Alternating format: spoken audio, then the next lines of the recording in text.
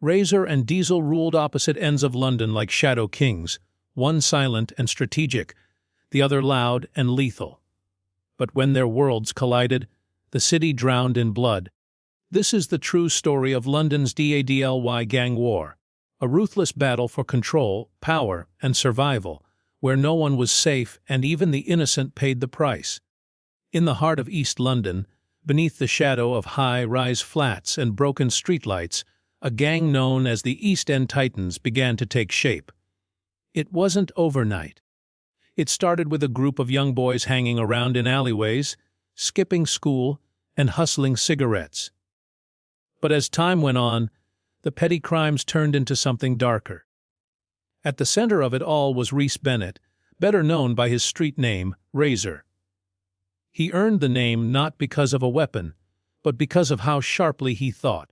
While others his age were caught up in street fights and reckless acts, Razor was always watching, always calculating. By the time he was 18, Razor had become a name that echoed in whispers through the estate corridors and corner shops of East London. He was never the biggest or the strongest, but he knew how to control people, how to make them fear him without ever raising his voice.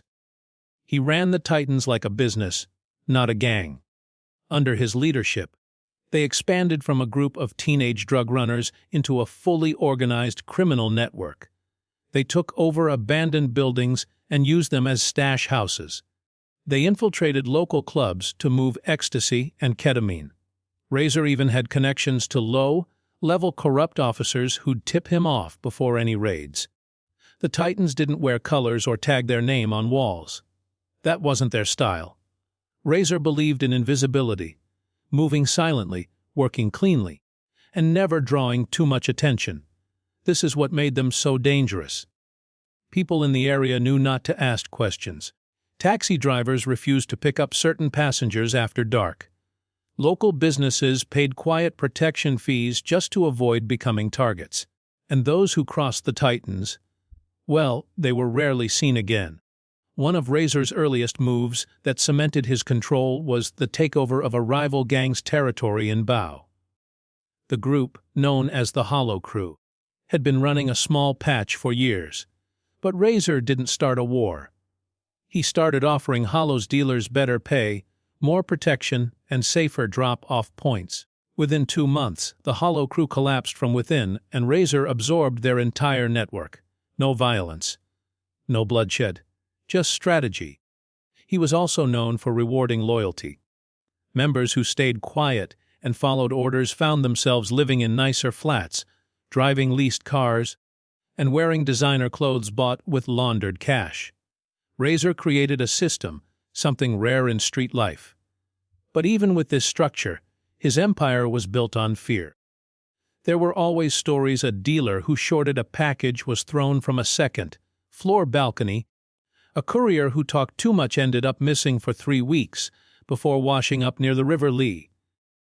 The messages were clear, and Razor never had to say a word. As the years passed, the East End Titans grew bolder. They began reaching into Shoreditch nightlife, slipping drugs into elite parties and pulling money from the same pockets that once looked down on estate kids. Razor never showed his face at these events. He stayed behind the curtain, letting others take the spotlight and the risk. That's how he wanted it. By the time he was 23, Razor was untouchable. Police couldn't find anything solid. Witnesses were too scared. Every time they got close, the case would fall apart. Surveillance footage would disappear. Phones would go missing. Lawyers, paid in cash, would rip holes in every accusation. It was a system designed to protect him, and it worked. But while Razor was busy building an empire in the East, he had no idea that a storm was coming from the South. A storm that didn't care about structure, silence, or subtlety. And when that storm arrived, the streets of London would never be the same again. South London had always been rough, but in Brixton, chaos didn't need an invitation. It lived there. The estates were dense, loud, and pulsing with energy. Among the crowd was a name people learned to say quietly: Dion, known on the streets as Diesel. He wasn't born into crime, but he grew into it fast. His father had disappeared when he was 9, and his older brother had been stabbed to death in a turf clash when Dion was just 13. That day changed everything. Dion stopped being a boy and started being a name people feared. By 17, he had already served time in a young offenders institution for armed robbery. But that wasn't punishment. It was training. He came out more focused, more ruthless.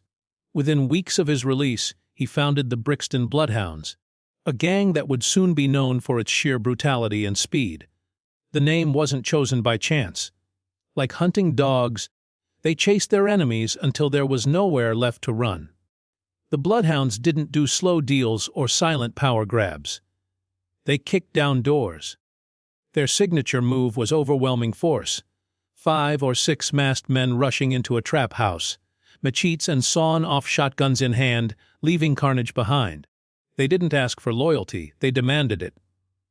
Diesel believed fear was better than respect, and it worked. Unlike Razor's Titans, the Bloodhounds weren't interested in staying invisible. They made noise. They flaunted wealth on social media. They posted masked group pictures with luxury cars, stacks of cash, and coded threats. It brought them attention from both police and rivals, but that didn't stop them. Diesel believed that attention was power. Their main trade was cocaine. Imported through minor ports, often hidden in shipments from Spain or Portugal, it moved through Brixton, Camberwell, and all the way to Croydon. Street dealers called it white rain, and when the Bloodhounds showed up in a new area, that rain flooded the streets fast. They undercut prices, intimidated competitors, and recruited local kids to do their dirty work. Anyone who refused got a warning, a smashed window, a broken kneecap, or worse. But the real turning point came when one of their warehouses was hit. A shipment worth nearly 400,000 vanished overnight. No signs of a break-in, no witnesses, and no trace. Diesel was furious. At first, he suspected an inside job, but whispers on the street suggested otherwise. Razor's name began circling. People said the Titans had finally stepped out of the shadows. That was all Diesel needed. The response was swift. A low-ranking Titan member, Jamal Fraser, was dragged from the back of a nightclub in Hackney and stabbed repeatedly. There was no escape attempt, no chance to defend himself. He was left to bleed on the cold pavement while the attackers vanished into the night. It wasn't just a killing. It was a message carved into flesh, and everyone got the point. From that moment, the two gangs were locked in silent warfare. But it wasn't all out chaos, at least not yet. Each side was calculating, choosing targets carefully, trying not to draw too much police attention while still proving dominance. In the streets, it felt like something was brewing. Something big. Dealers changed routines. Residents avoided certain corners. Kids were told to come home early. It was the kind of fear that didn't scream. It whispered, crept through windows, and kept people awake at night. Diesel didn't care about public panic. He wanted a response. He wanted Razor to come out of hiding. But Razor didn't play Diesel's game. And that's what made it worse. The more Diesel waited, the more unstable he became. The Bloodhounds began hitting harder, faster, without thinking. And in that chaos, mistakes started piling up. What had started as a stolen shipment was now turning into something else entirely. A city-wide storm of revenge and retaliation, with 2 kings and only 1 throne. London was about to bleed. The summer started like any other in London. Humid air, crowded streets, and restless nights echoing with the buzz of mopeds and police sirens. But beneath the surface, something was shifting. The war between the East End Titans and the Brixton Bloodhounds was no longer hidden in the shadows. People didn't talk about it out loud, but everyone felt it. There were fewer kids outside, fewer cars parked in certain postcodes, and more flowers tied to lampposts. The city's tension tightened in July when the war claimed its most innocent victim. Tyrell Mason, just 15 years old, was walking home after grabbing a chicken burger in Bethnal Green. He wore a black puffer jacket and a hood, And to the shooter waiting nearby, that was enough. A stolen motorbike pulled up, 2 shots were fired, and Tyrell collapsed. He died on the pavement, his chips scattered beside him. He wasn't part of any gang. He wasn't even a target. But his death was the spark that made the entire city take notice. Suddenly, what had been a contained underworld conflict spilled into public view. Media outlets flooded newsfeeds with headlines. Gang war grips London. Teen caught in the crossfire. City on edge. Police set up patrols, community leaders called for calm, and local parents held their children closer. But on the streets, fear grew stronger. The rules had changed. No one was safe now. The Titans didn't take Tyrell's death lightly. Though Razor had built his reputation on control and quiet power, this moment shook him. He wasn't emotional, but he understood the impact. Killing a child in broad daylight would bring the kind of attention that could destroy everything he'd built. But he also knew Diesel wouldn't care. For the Bloodhounds, chaos was part of the message. Retaliation came days later. An old warehouse in Peckham, used by the Bloodhounds to store weapons and process shipments, went up in flames. It happened just after midnight. 2 young men were inside when it happened, both low-level associates who had nothing to do with Tyrell's death. By morning, the building was reduced to a blackened shell, and the fire brigade discovered 2 burned bodies near the rear exit. The message was unmistakable. The Titans had responded. But no one claimed responsibility. No one ever did. These weren't gangs that left notes or called reporters.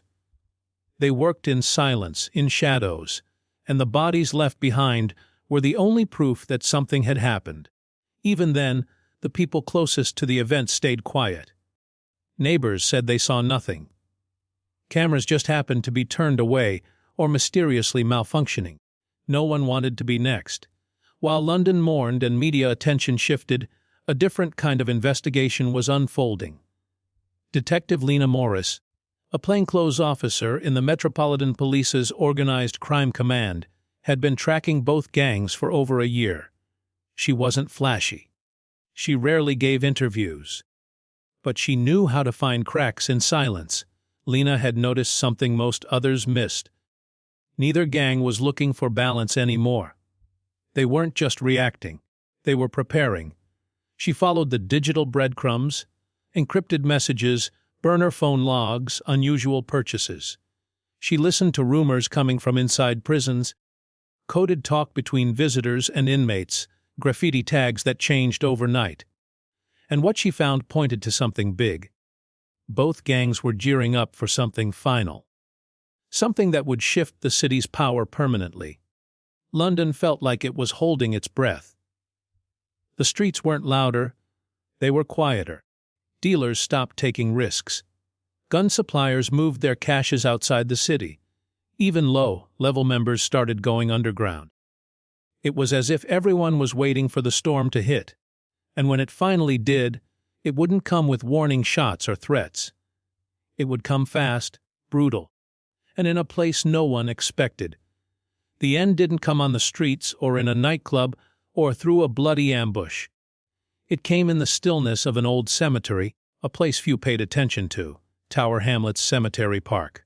Overgrown paths, broken headstones, and a sense of forgotten history made it the perfect place for 2 ghosts of London's gang world to finally collide. Razor had been planning it for weeks. He knew the war couldn't go on much longer without tearing his empire apart.